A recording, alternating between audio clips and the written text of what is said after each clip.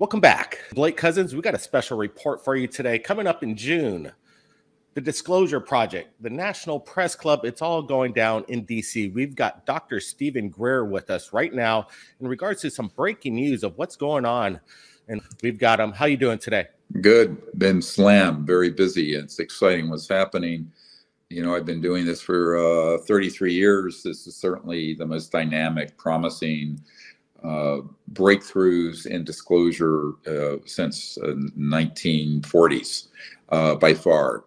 And what we're going to be doing, for those of you who can attend in person, there are a certain number of seats you can get for the National Press Club event on the 12th of June, which is that Monday at 2 p.m., where the media and VIPs will be present. And then the 2 days before that, on June 10th and 11th, we're going to have 2 full days of top secret military witness testimony, witnesses who are whistleblowers from the military in-house, as well as a great deal of evidence that's in our disclosure intelligence archive that we have. And that will all be presented over that 2-day period. Now, the public National Press Club event, that is on that Monday. And of course, if you come, you can come to all of them, you know, if you register now. It's about a month away. So we just wanted to give everyone an update on what we're going to be doing and what the breaking news out of Washington is. As you know from my previous discussions, we've been providing key information to the investigators in Washington who are trying to get to the bottom of this issue. And the very good news is they now understand that there really is an unconstitutional and illegal and frankly treasonous project going forward on the UFO issue that does not have the oversight and control of the president or the Congress. Now, because they now know that as a fact, there are things happening, some of which I cannot really talk about yet, but I will tell you that there are big breakthroughs, and the game is going to be up very soon in the next few months. So what we're trying to do is prepare the public and all of you guys for the changes that are coming over the next 6 to 12 months as this all begins to unfold. And the National Press Club event and the conference, the 2-day conference before it, there will be people coming. Let me just give you some highlights of some of the people who will be there in person. We have a person coming who was a Marine battalion guy who was deployed to Indonesia after the big earthquake and tsunami in 2009, who his 5 buddies and his platoon, after they were dropped off by a helicopter from their ship, came across a massive 300-foot in diameter man-made UFO, alien reproduction vehicle, offloading vast quantities of drugs and illegal weapons. There's multiple corroborating witnesses to this. They were threatened with execution. They were forced to sign non-disclosure agreements. He has come forward and has been brought into the system already in Washington, into a SCIF, a secure compartmented information facility. But he will be presenting live at the 2-day conference and briefly at the National Press Club event. We have another gentleman who was in the Air Force at the Nellis, so-called Area 51 complex, and at Wright-Patterson, who is coming forward. He has been brought already through that system, but he will also most likely at least be confirming what he has handed over to the government and demanding that this be followed up with. We have a gentleman who was on the USS Eisenhower when a massive object, as they were beginning to enter, before they entered the Mediterranean, and they were in the Atlantic, came over the ship. And when they locked on it with some of their targeting systems, the entire vessel went black. All nuclear systems were taken offline. And this guy is a crypto top secret NSA CIA cleared guy who was on the ship. And the full information of that will be provided. We have another gentleman who will be there who was at a facility out in the desert of California, in the Mojave Desert, a training facility in 2000 and 2001, with two Raytheon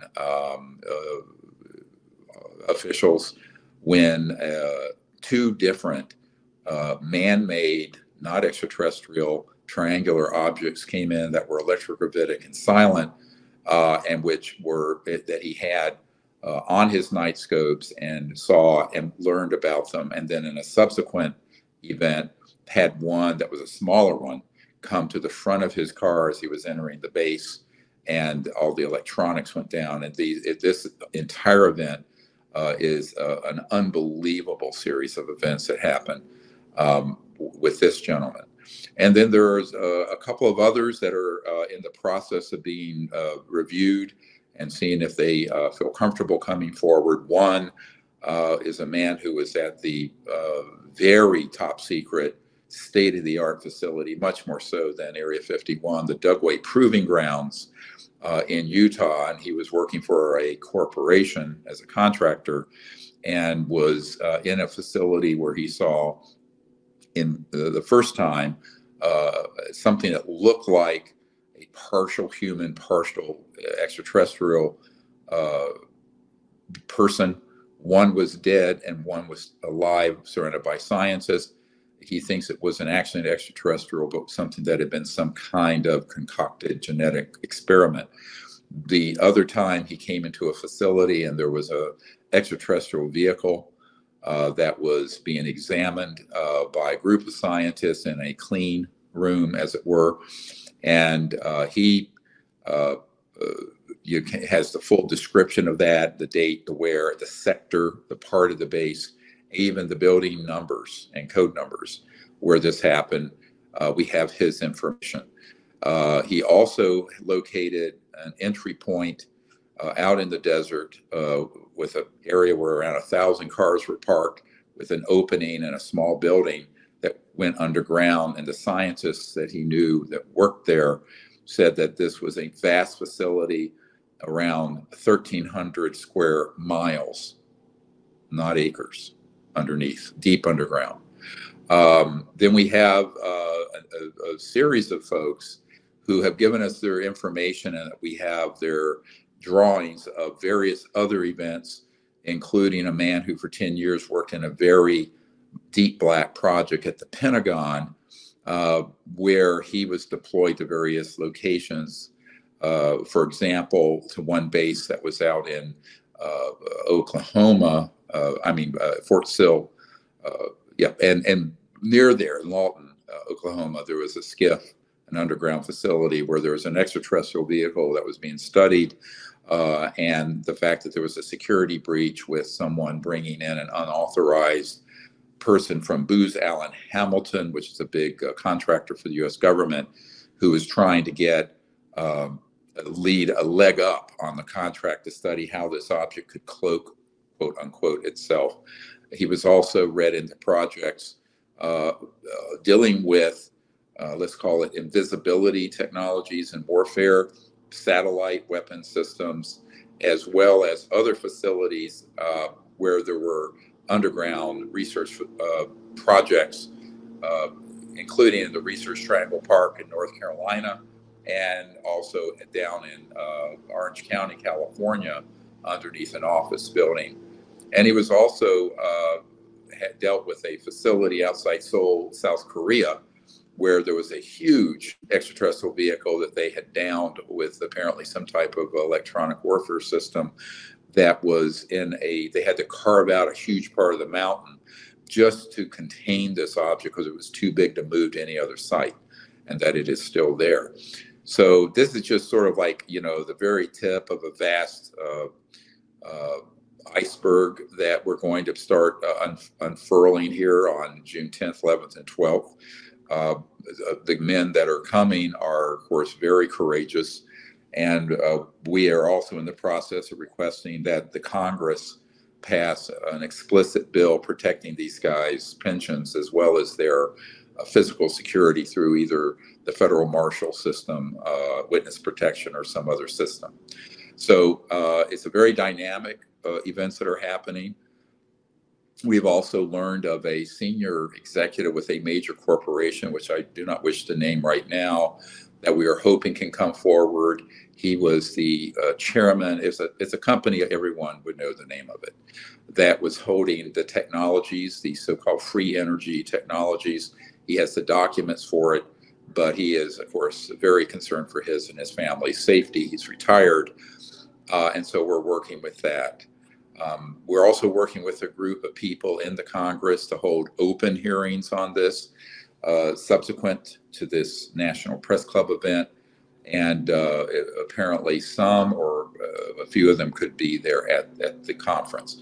So it's certainly the most significant forward movement in the history of our attempts to disclose this fully to the public in history. And I really hope all of you can be there. If you can't be there in person, you're going to miss probably the biggest historic event ever. But at least you can be there. We're going to live stream all of it. So there'll be a link at this YouTube so you can get on and see this live. The entire event, not just the National Press Club event, but the 2-day conference where, quite frankly, when you do a press conference in Washington, you got about 2 hours to get everything in. But we're going to have, more like, 10 hours a day on Saturday and Sunday, June 10th and 11th, to go through all of this in greater detail than you can imagine. And we're also going to have some really amazing new information on a lot of the objects that have been downed, what they look like, what the ETs look like. We have both the original witnesses, military witnesses, sketches, and then professional artwork that's been done by Michael Schratt and his team, so that people can see what these ETs actually look like and what the craft actually look like. We're also going to have a section of all the different diverse Raytheon, Lockheed Skunk Works, Northrop Grumman man-made UFOs and what they look like. How are they shaped? How do they resemble and differ from an extraterrestrial vehicle? You're going to learn all this. All this is going to be very clear. And perhaps the most stunning thing that you're going to see is the list of 750 or so military intelligence and corporate whistleblowers that we now have. The ones that we can name publicly will be on there. The others, their names will be blackened out, but what they will testify to will be on the document you will see. You will also be seeing a master facilities list. Now, let me describe what this is. This is actionable intelligence, as they call it, from these hundreds of top secret military whistleblowers, where we're going to name the bases, the corporate contractors, the gates, the code names, the base underground location, entry points. Everything we have is going to be in this document. It will not be redacted. All of it's going to be released publicly, every bit of it. And this is to be used by the military and the Congress and the Department of Justice and the White House to put together a team to enter and investigate these operations and get them under constitutional control. One thing all of you need to understand: there are really two governments globally. There's the governments of the we the people you vote for, and they appoint people and they come and go every 2, 4, 6, 8 years, whatever. That government does not have control over this subject as of this moment, as we're recording this. The truth is that there is an illegal secret government. It has now been the assessment that has been reached. I reached this assessment when I briefed the director of the CIA for Bill Clinton. But in reality, it's just now sinking in to some key people in Washington who are in the legal government that this is a big problem. So we hope that this can get resolved in the next year so that our civilization can move forward instead of being arrested where we have been since the 40s and 50s. And that brings me to the next big thing that's going to happen on Sunday, June 11th. That night, we're going to have the first world screening, not the premiere, but because that's in LA at LA Live on July 8th. You should, when we announce that, grab your tickets because there's a limited number of seats there. But at this event in Washington, D.C. on June 11th that night, we're going to have the screening of The Lost Century and How to Reclaim It. You can see the trailer now. And that will be coming out available to the public on June 6th, so by June 10th. But this will be the first time you could actually see it on a big screen at the JW Marriott at the ballroom where we're going to be holding that conference. And then afterwards, we're going to have an after party for those of you who want to come and party hardy, have some fun. So let's take a look at that trailer. Why don't we right now? Put it in there. Let's just show it. Yeah, let's do it. Okay. The Lost Century, the new trailer. It's going to be in DC in June. Watch this. No. Unidentified flying objects is an obfuscating term. This is an alternative energy and propulsion device. Between the late 1800s and now, the ingenious inventions and sciences have all been ruthlessly suppressed, confiscated. It reads like a James Bond movie, but it's real. It happened here in the United States.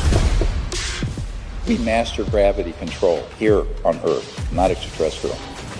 These are projects that are off the radar even of the people who manage the Black Project. When someone asks me how bad is the crisis, I kind of don't know where to begin. So there's something nefarious afoot. These technologies would end fossil fuels, pollution, and poverty overnight. That's pretty intriguing. This lost century of technologies that have existed, that have vanished, is the biggest cover-up and scandal in the history of the world.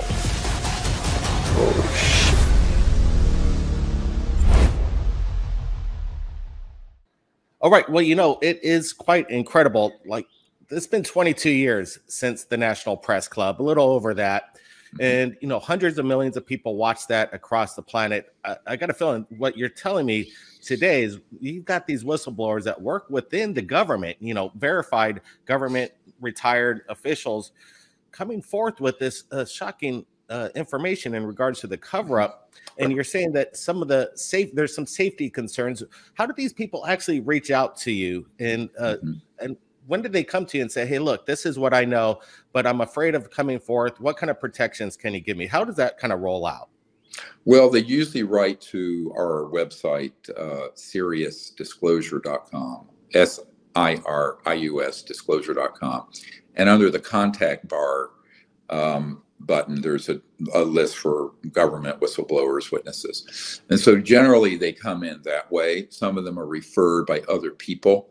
The one I just got off the phone with just before this, who is one of the Nellis Area 51 Air Force guys, he was referred to me by a highly classified person, because this man still works for the U.S. government under a top secret special compartmented information clearance. And he was referred to me by someone on the inside. So they come through diverse ways. But most of them through our website. And I would say also, anyone who is listening or who may know someone who would be such a witness and whistleblower, they should contact us because there's still time to bring them into this National Press Club event. We're adding to the roster of folks coming forward every couple days now. And I will tell you that we have about 2 or 3 new top secret military intelligence and corporate whistleblowers coming into our disclosure project operation every week now.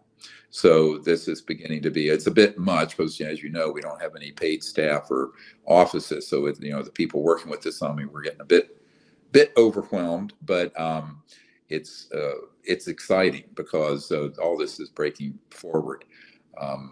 The other big announcement about this is that I've met with some people with a key committee in the House of Representatives who have decided they want to hold open as opposed to classified hearings on this. And one of the things you're going to see at this 2-day event on June 10th and 11th is an overview of this 5 terabyte intelligence hard drive that we're handing off to these investigators. And it is everything. It's everything of consequence and evidence on the subject that we can find.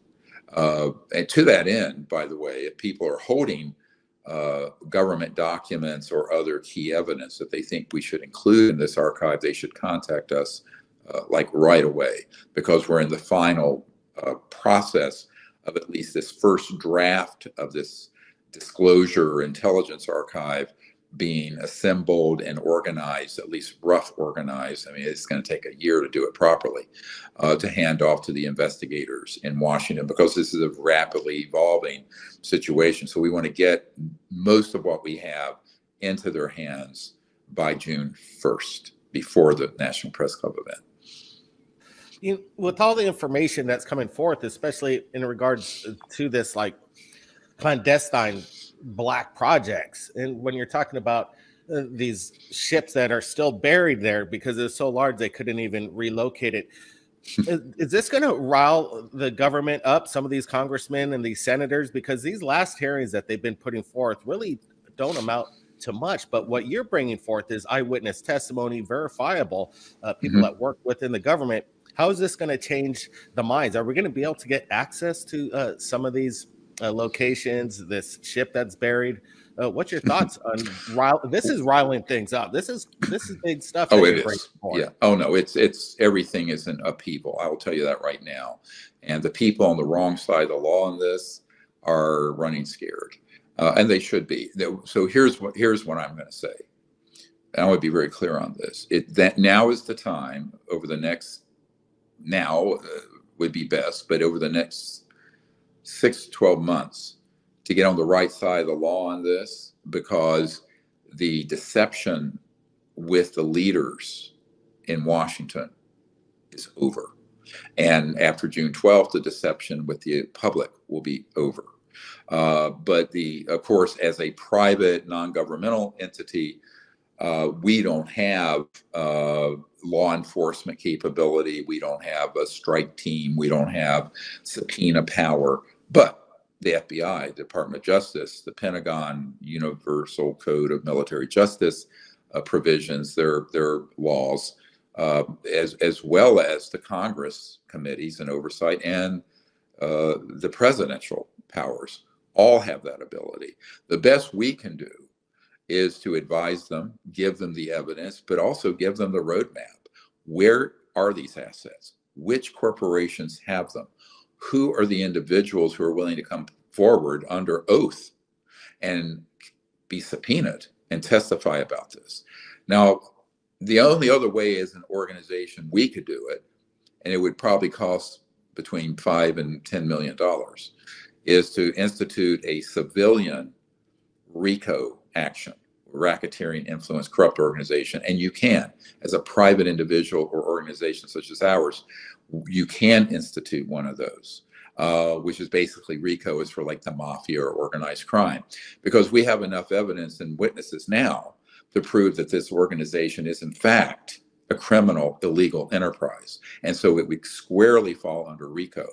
But again, unless somebody has a huge law firm willing to do this pro bono for free, or someone who can fund that, which we don't have funding of that amount at this point, then the next best thing, and the preferred route anyway, would be the executive branch, the White House and the Congress authorizing a full investigation and hearings, and if necessary, subpoenas and prosecution after a period of amnesty. Now, as you know, a lot of people don't know this, when President Clinton was looking into this, before he got waved off by George H.W. Bush and told to butt out. And by the way, we have a person coming forward who I'm hoping he'll be there, who actually was with Bill Clinton when Bill Clinton told him that when he tried to get into the bottom of this, that he was pushed out and told to leave it alone by former President George H.W. Bush, who also had been director of the CIA back in the day.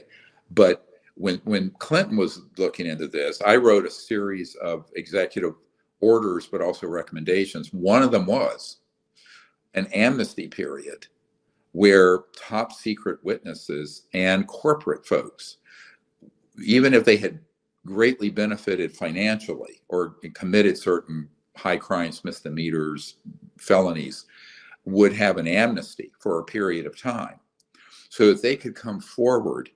In fact, you will see this in the intelligence archive. We're going to eventually get to the public, and unfortunately, Clinton never could take it that far because he basically got threatened and pushed aside during his attempts to get to the bottom of this back in the 90s. After we provided the briefing materials for him, and then I had briefed his first CIA director. But ultimately, we are very much in favor of there being a bloodless revolution here, let's call it, like in Eastern Europe, where this information comes out, the rogue elements get pulled back under proper constitutional oversight and control by we the people's government, and more importantly, we the people, because ultimately secret projects in the government are always subject to corruption. This is the danger of too much secrecy. And luckily there are some people, such as there's a congressman from Tennessee named Congressman Tim Burchett, who has been very vocal about the fact that the current process of this being witnesses coming before in a Pentagon program, the Arrow program, that then goes to a classified briefing for a few members of Congress, is just not going to cut it, because after 70, 80 years of this kind of secrecy, he and many of his colleagues actually are now saying that it has to pivot to an open congressional hearing, but that isn't some stupid dog and pony show like Gerald Ford had when he was in the Congress, and others have had, that it would be actually a hard-hitting investigation. And luckily, here's what's important about this intelligence archive we're providing. Because it has enough people's names and information to be subpoenaed, and it has the full facilities list, and I mean everything we've collected of every place that is relevant to get into, they would have enough quivers, all right? They would have enough arrows in their quiver to be able to really penetrate those projects and get them under control. But it's important that people who would want to come clean would be given a period of amnesty, because some of them have gotten caught up in these projects, and once they were in, they couldn't get out. And if they tried to get out, they would be assassinated. But in their being in, if they were high enough in the system, they did benefit tremendously financially and personally. So those people actually, if they could be given a period of amnesty to come forward in the interest of the country and of humanity, I think that would be a good thing. It'd be a win-win situation. And it's not at all to excuse atrocities that have happened over the years with this at all. And, if any, I'm very well aware of the people who've been victimized by these systems and who have been killed and defamed. And so these kinds of witness intimidation, felonies, entrapments, murders, some of the people who've done those things, that's beyond the pale. But there are other people who've been in the system who have not been involved in those operations, who are still need protection, but also need amnesty. So that is one of the things we're strongly recommending. And I think particularly in the corporate sector, because the center of gravity on this issue, when Eisenhower warned about the military-industrial complex, he was really talking about this hybrid quasi-government, quasi-private financial corporate world that has benefited tremendously from the secrecy, not only in terms of keeping the free energy technologies away from the public and protecting, $1,000 trillion worth of assets in oil and gas and coal and public utilities, but the spin-off technologies. One of the guys I was talking to today, who is an Air Force guy, he was in charge of monitoring the conversations with scientists working on the extraterrestrial materials and how they would take it, and if once it was cleared to be okay to go to the public, would be allowed to personally benefit, and their corporation contractors to benefit by patenting some breakthrough and bringing it to market. And of course, Colonel Corso talked about this in the day after Roswell, about the early material from Roswell and other crash retrievals. But that project has been actually greatly increased over the last 30 years. And so this creates not only a revenue stream for people in these illegally run projects, but it also shows how much the American public has paid for, but then have been subsequently robbed of. So, we paid through black budget, illegal parts of the black budget, not the legal parts. And by the way, this is another thing we're going to deconstruct and disclose and unveil, is the difference between the black budget of the United States and the illegal secret government black budget, and how they're funded and where the interface is. And very few people understand this. In fact, this is one of the first things I've had to describe and discuss with senior investigators in Washington over the last year and a half, because some of the folks I'm working with literally oversee the black budget of the United States. And yet they knew nothing about the UFO issue. They knew nothing about these corporate programs. They knew nothing about the technology transfer and this patenting process. And they knew nothing about the illegal arms and drug running that creates an enormous untraceable cash flow that is clearly a criminal enterprise.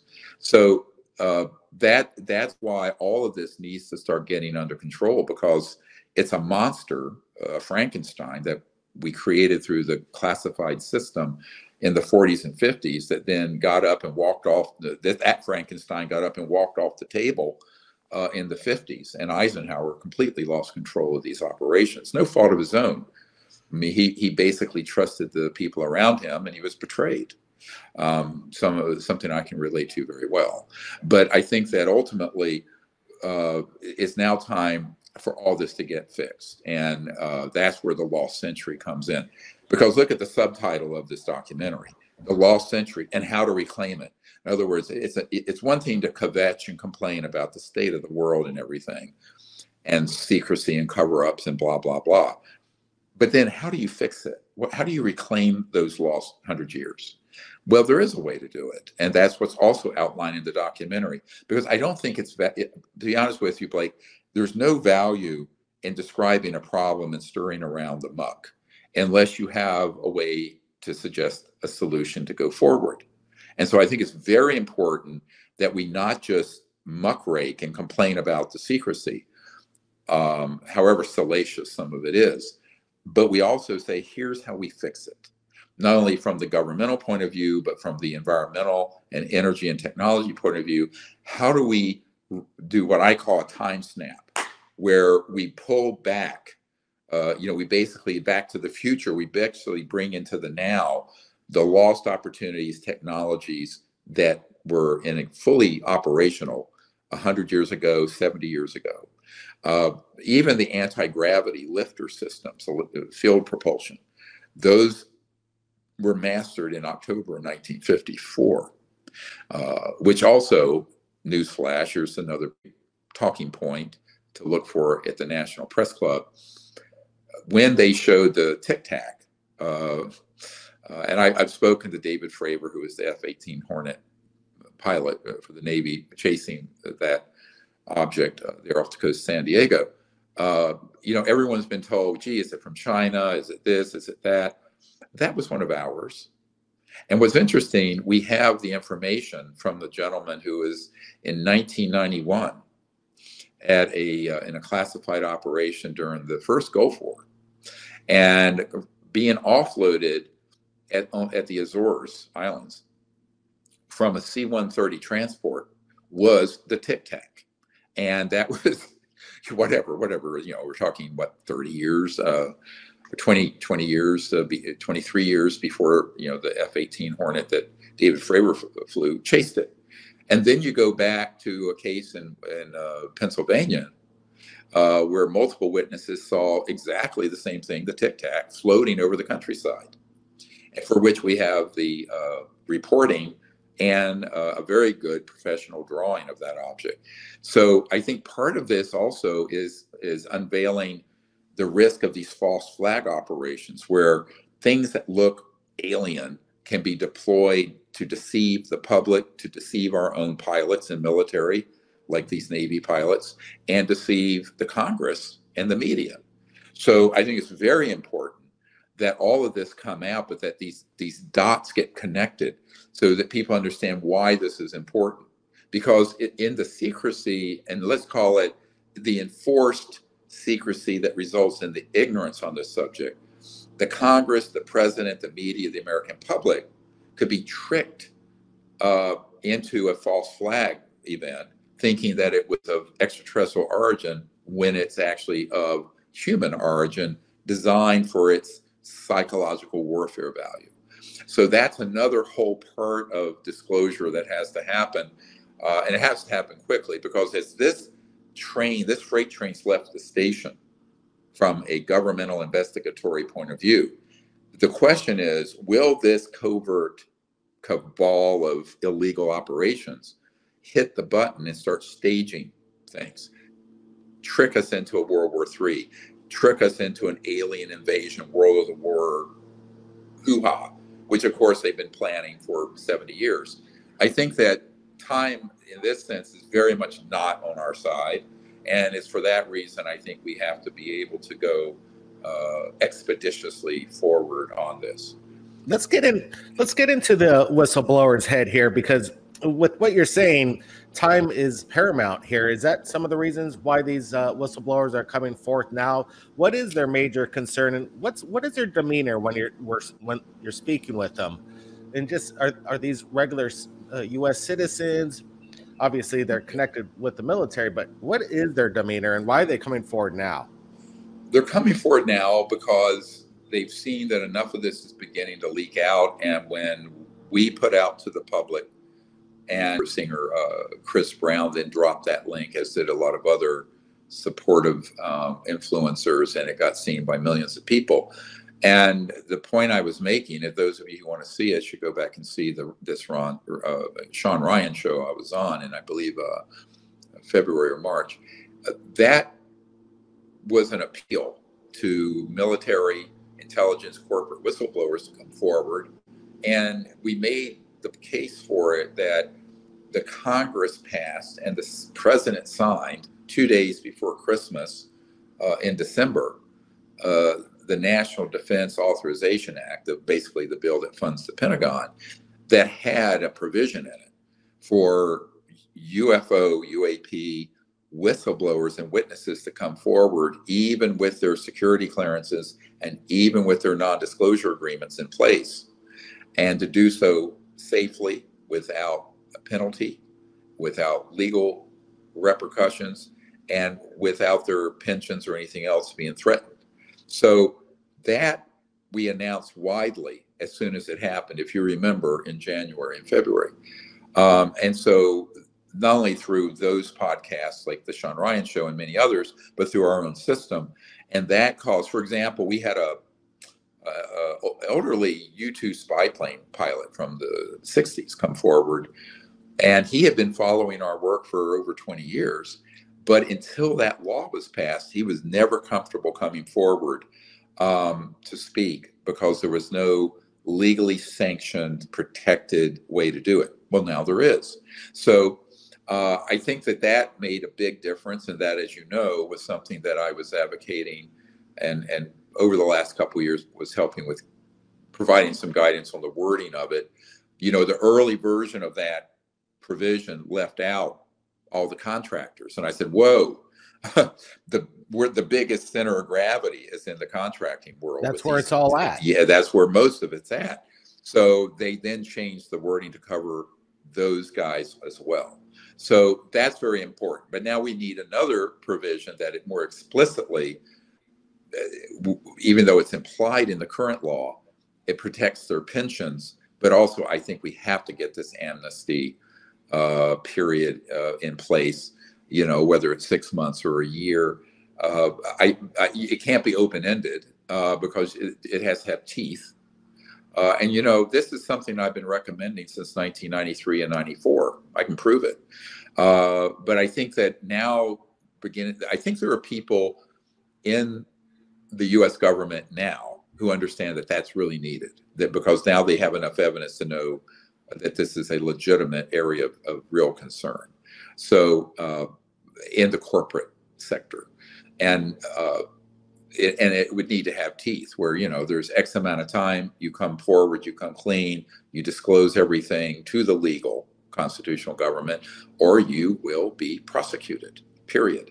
So that is something that I've been wanting to see happen. And I'm hoping that with what we do after the National Press Club event, and we will articulate this at the National Press Club briefly, the rationale for these laws that need to be put in place, because that, I think, is going to be the safest way to get the highest valuable people to come forward who are embedded in the corporate world, like this very senior executive with a major corporation who wants to come forward, but is afraid of having his wealth confiscated and also his family and he being, you know, quite frankly, assassinated.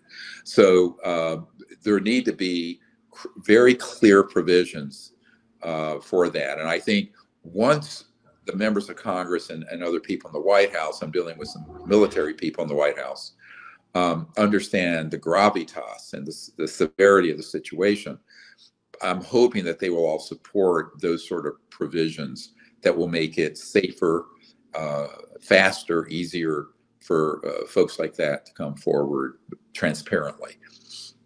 You know, the information, 5 terabytes, you're bringing forth the eyewitnesses. This is going to be something that is kind of unprecedented. We haven't seen anything like this in a long time. It's completely unprecedented. Yeah. And this is going to be something that people need to watch. They need to get the word out. So we're going to be supplying the original links below to all the events and how you could participate in it. But what about the guys in Washington? This is taking place in D.C. Mm-hmm. How many people are going to be showing up, like congressmen, senators? You're going to be dropping this information to them? We have no idea. You know, look, these things are evolving. A lot of people show up at the last minute. This is why we're holding back in the ballroom of the National Press Club 100 seats for people who could just pop in, who are these sort of folks from Pentagon, White House, Congress, etc.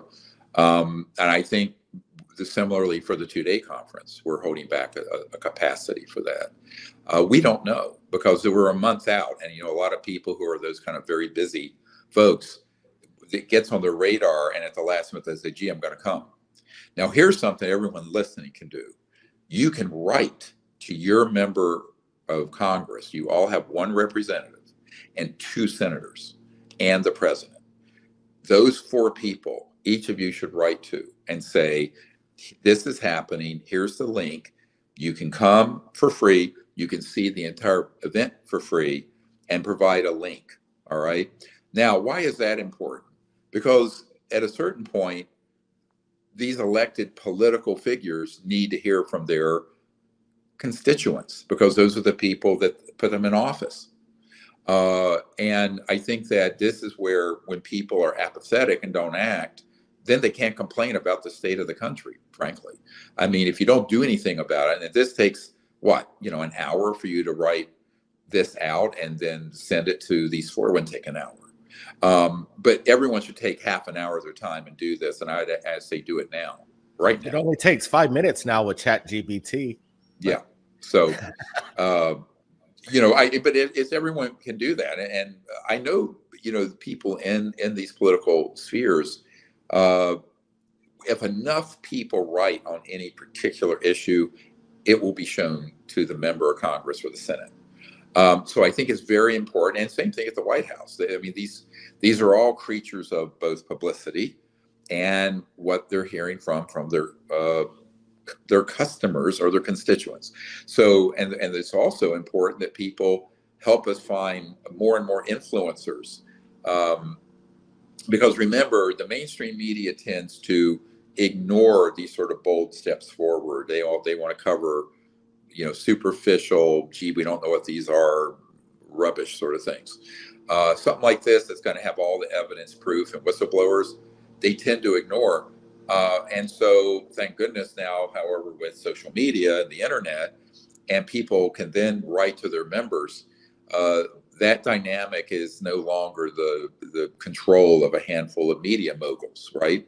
So that democratization of the system, which the internet and social media has allowed, we need to utilize that very heavily in the next 30 days.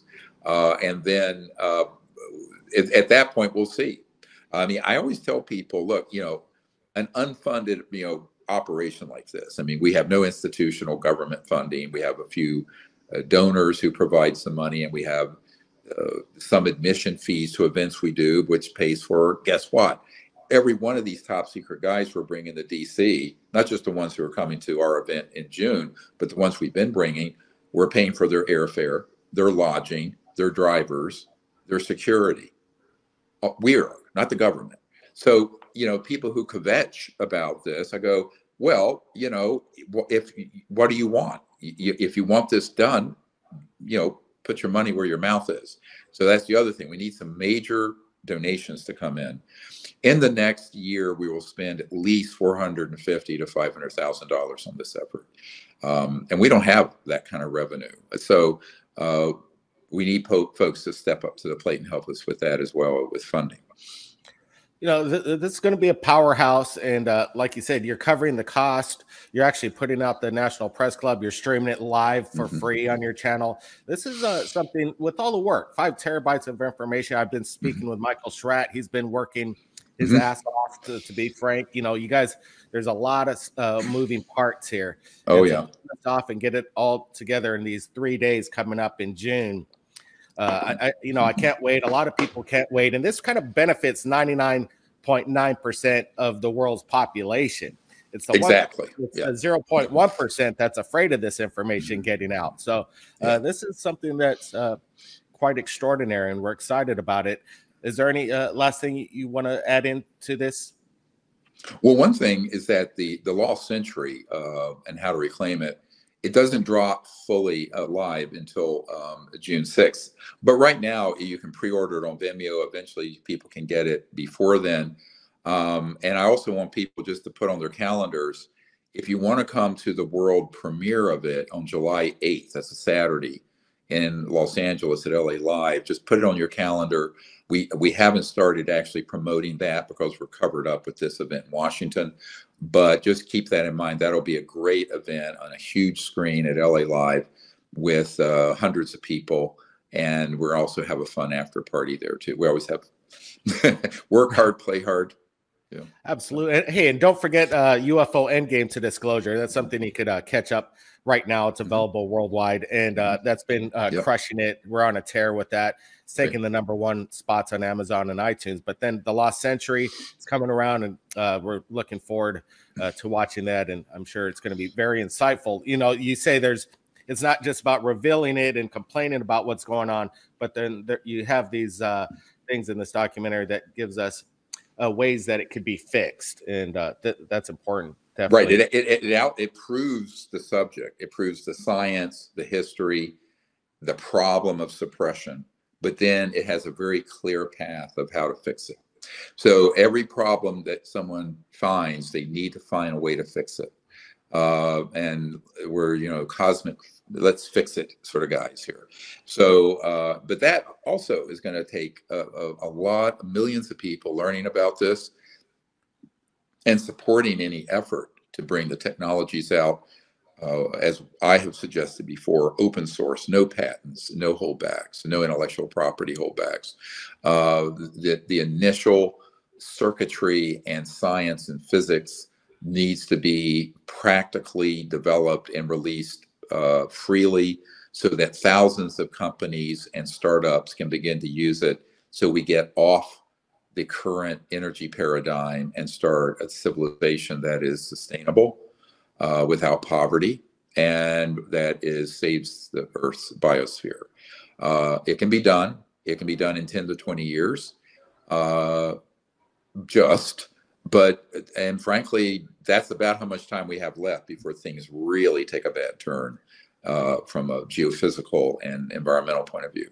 So I hope that people will, when they see that, understand that that's also a call to action. It's an aspect of the whole call to action of disclosure, because part of the disclosure project has always been, it's not just the information and the secrecy and the existence of these projects and of extraterrestrial intelligence and what have you, it has to be disclosed. It's the practical disclosure of the science and technology that would give us an entirely new and beautiful civilization, that, our children and I have now 12 grandchildren, would actually have a prosperous, peaceful, and very clean planet to live on. So if not now, when? If not us, who? I mean, this has been dragged on now for 100 years.